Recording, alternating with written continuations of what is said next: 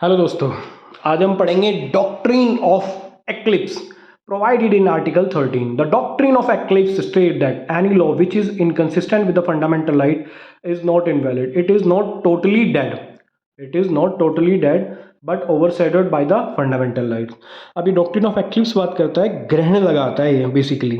जो pre constitutional law थे ना 26 जनवरी 1950 से पहले के, तो जैसे ही 26 जनवरी 1950 को कॉन्स्टिट्यूशन आया था ना, इनेक्ट हुआ था, उसके बाद ऐसे कुछ लॉ जो पहले से लॉ चलते आ रहे थे और वो पार्ट 3 ऑफ फंडामेंटल राइट्स के अगेंस्ट में थे, वो वॉइड डिक्लेयर हो जाते हैं। लेकिन वो टोटली डिलीट नहीं होते कॉन्स्टिट्यूशन में से, ये टोटली डिलीट नहीं होते अदर किसी स्टेट्यूट्स पे। वो सिर्फ और सिर्फ क्या हो जाते हैं, वो ओवरशैडोड हो जाते हैं बाय द फंडामेंटल राइट, वो इनएक्टिव हो जाते हैं।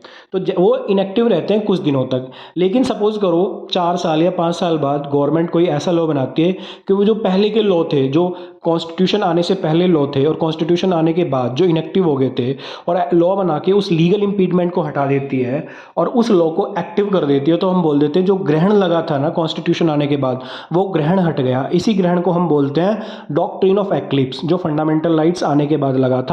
और फंडामेंटल जब एक्टिव हुए थे उसके बाद गवर्नमेंट ने क्या हुआ, एक सब्सिक्वेंट कोई अमेंडमेंट किया कॉन्स्टिट्यूशन में या उस लॉ में, और जो वो लॉ जो कॉन्स्टिट्यूशन आने के बाद इनएक्टिव हो गया था ना, उसको एक्टिव कर दिया। तो हमने बोल देते हैं कि गवर्नमेंट ने डॉक्ट्रिन ऑफ एक्लिप्स लगा के उस सोए हुए लॉ को फिर से जगा दिया। इसे हम बोल देते हैं आच्छादन का सिद्धांत हिंदी में बोलते हैं। तो देखो, जैसे ये फंडामेंटल राइट्स है ऊपर, और फंडामेंटल राइट ने किसको ओवरशैडो कर दिया, existing law which violets fundamental right. जो एग्जिस्टिंग लॉ कौन से लॉ, जो 26 जनवरी 1950 से पहले के लॉ थे। 26 जनवरी 1950 से लोग पहले ज़्यादातर सारे हमारे लिए आज पढ़ते आ रहे, जैसे इंडियन एविडेंस एक्ट 1872 है, या फिर एविडेंस कॉन्ट्रैक्ट एक्ट 1872 है, सीपीसी। तो बहुत सारे लॉ ऐसे हैं जो पहले से चले आ रहे थे, लेकिन एक टेस्ट रख दिया कि अगर ये पार्ट 3 के अगेंस्ट में है तो ये खत्म, और पार्ट 3 के अगेंस्ट में नहीं है तो ये एक्टिव रहेंगे। तो लेकिन टोटली वो खत्म नहीं होते, वो क्या होते हैं, वो कुछ दिन के लिए मॉर्बिड सिचुएशन में चले जाते हैं। It should be pre constitutional law, element देख लेते हैं, must be in conflict with the fundamental rights. The law does not become a dead letter but only inoperative. तो वो लॉ जो पहले से चले आ रहे थे, जब फंडामेंटल राइट्स आता है तो उन्हें फंडामेंटल राइट डिलीट नहीं करता बल्कि इनऑपरेटिव कर देता है सारे के सारे लॉ को। ठीक है, if there is any amendment to the fundamental rights in future it will automatically make impound. तो सब्सिक्वेंटली सपोज करो 1954 में, 1955 में, 1960 में पार्लियामेंट फिर से कोई लॉ बनाती है, और जो वो लॉ इनऑपरेटिव होता है ना, और जिस लीगल इम्पीडमेंट की वजह से हुआ था, जो परेशानी थी उस परेशानी को पार्लियामेंट हटा देती है, तो वो लॉ ऑटोमेटिक फिर से एक्टिव हो जाएंगे। ठीक है, और जैसे ही वो एक्टिव होंगे तो हम बोलेंगे उनसे जो एक्लिप्स लगा हुआ था, तो वो एक्लिप्स हट गया, जो ग्रहण लगा हुआ था वो ग्रहण हट गया, और वो फिर से एक्टिव हो जाएंगे वो लॉ जो पहले बने हुए थे।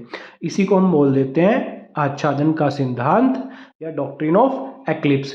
अब ये एक सब्सिक्वेंटली हुआ क्या था कि doctrine of eclipse is contended in article 13 the Indian constitution. Article 13 states that any law which was made before the commencement of the constitution must be consistent with the part 3.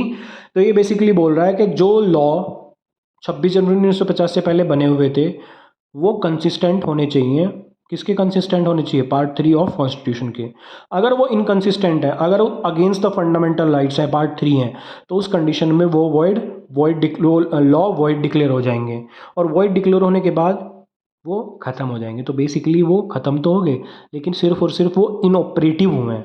Inoperative law book से उन्हें delete नहीं किया गया, क्योंकि एक law को law book से delete करने के लिए एक अमेंडमेंट करना होता है, तो अमेंडमेंट नहीं किया, सिर्फ जैसे ही फंडामेंटल राइट आ जाते हैं तो पहले बने हुए लॉ वो इनऑपरेटिव हो जाते हैं। सब्सिक्वेंटली अगर पार्लियामेंट कोई फिर से अमेंडमेंट कर देगा ना, तो जो लॉ पहले इनऑपरेटिव हुए थे उसको ऑपरेटिव बनाने के लिए सब्सिक्वेंट पार्लियामेंट कोई अमेंडमेंट करके उस लॉ को ऑपरेटिव बना देगा, तो हम बोल देंगे आच्छादन का सिद्धांत हट गया। एक जजमेंट थी state of MP versus Bhikaji, या Bhikaji versus state of MP.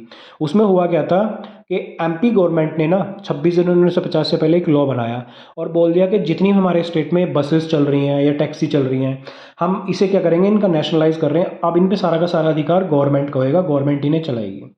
लेकिन 26 जनवरी 1950 से पहले ये लॉ बना था। अब जैसे ही हमारा फंडामेंटल राइट ऑपरेटिव हो जाते हैं, तो एक आर्टिकल 19(1)(g) वो हर एक इंडिविजुअल को एक राइट दे रहा है, राइट टू बिजनेस। तो राइट टू बिजनेस जैसे ही हमारे एक इंडिविजुअल को दे रहे हैं, तो जो एमपी गवर्नमेंट ने लॉ बनाया था कि टैक्सी भी गवर्नमेंट चलाएगी, बस भी गवर्नमेंट चलाएगी, वो ऑटोमेटिक इनऑपरेटिव हो गया था, क्योंकि राइट आर्टिकल 19(1)(g) बोलता है कि एक पर्टिकुलर इंडिविजुअल कोई भी बिजनेस कर सकता है जो लॉफुल बिजनेस हो, और टैक्सी चलाना कोई अनलॉफुल बिजनेस नहीं है। तो वो लॉ जो क्या था ना, वो automatic null and void declare हो गया था, इनऑपरेटिव हो गया था। ठीक है, तो अभी क्या हुआ था, जो प्राइवेट टैक्सी जो है ना फिर से प्राइवेट हो गई थी, बसेस फिर से प्राइवेट हो गई थी।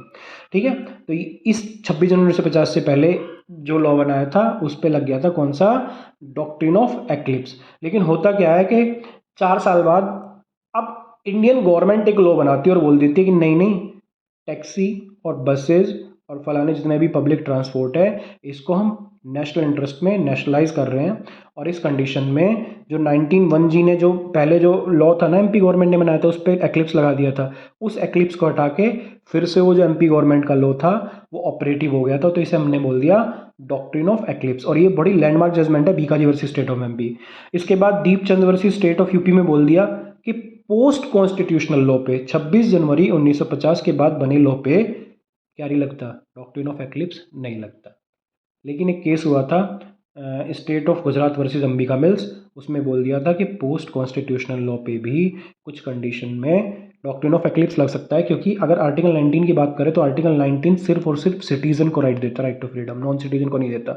गवर्नमेंट कोई ऐसा लॉ बना रही है जो हमारे कुछ राइट छीन रही है, तो वो सिर्फ आर्टिकल 19 के कुछ राइट छीन रही है, तो वो सिटीजन के राइट छीन रही है, नॉन सिटीजन के नहीं छीन रही। तो इस कंडीशन में पोस्ट कॉन्स्टिट्यूशनल लॉ पे भी state of Gujarat versus Ambika mills के अकॉर्डिंग डॉक्ट्रिन ऑफ एक्लिप्स लग सकता है। Please subscribe my channel please. इसके बाद नेक्स्ट वीडियो बनाऊंगा डॉक्ट्रिन ऑफ सेवरेबिलिटी।